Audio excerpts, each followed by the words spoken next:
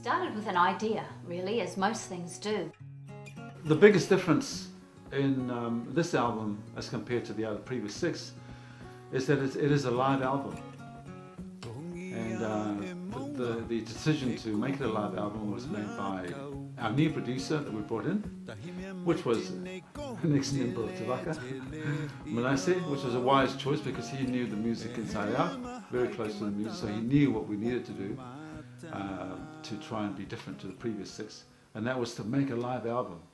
10th of July was D-Day in Studios 301 Sydney, and we hired in the best drum kits and log drums and all kinds of things, and we recorded the drums and the instruments and cello and violin and vocals, and we even had didgeridoo. It was a very full-on 7 days. There was some excitement there because it was quite different to doing a studio album. The person that engineered this was a guy named Neil Baldock, and he was involved in the very first album that we did.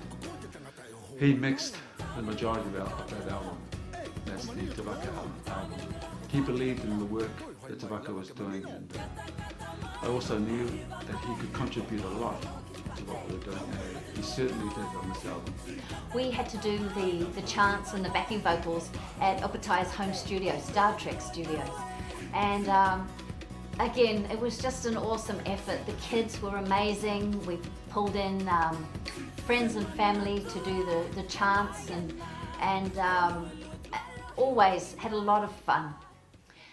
We decided to do the mixing at Roundhead Studios, which is the home and personal studio of Neil Finn from Crowded House.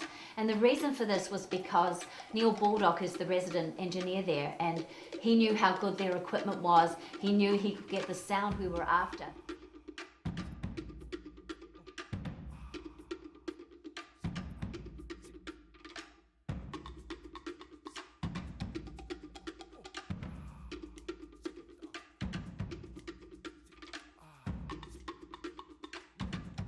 Being involved in recording Te Vaka in the best possible way, no compromises.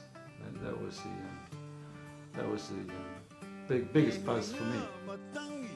And then we were on a plane back to Australia. First thing the next morning, we were in mastering at Studios 301 with Steve Smart. And about 10 p.m. that night, we were out with the job done and an awesome CD. I've enjoyed every minute of it. There's been some very exciting moments. There's been some very, very creative times, and I think those are the parts that I enjoy the most. The whole process of writing these songs, it's just the creativeness, the opportunity given to create on the spot, to make up these pieces that are going to land on the listeners, where the listeners are going to receive it. That's really what gives the excitement to all this, and I hope they do receive it in the way in which we recorded it, which was a very, very happy, homely atmosphere in the studios that we went to. Now that the album is finished, there is massive relief.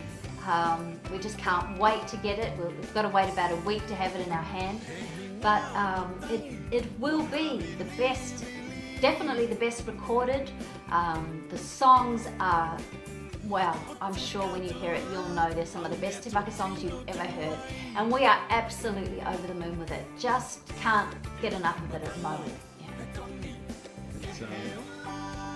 It's been one of those described as a whirlwind journey in recording this album. I think one of the leading engineers has said that what should have taken 2 months, we did it in 3 weeks. It's just phenomenal. Everybody working overtime, very, very hard. But I think the most important thing is that everyone knew there was something worthwhile at the end of that journey.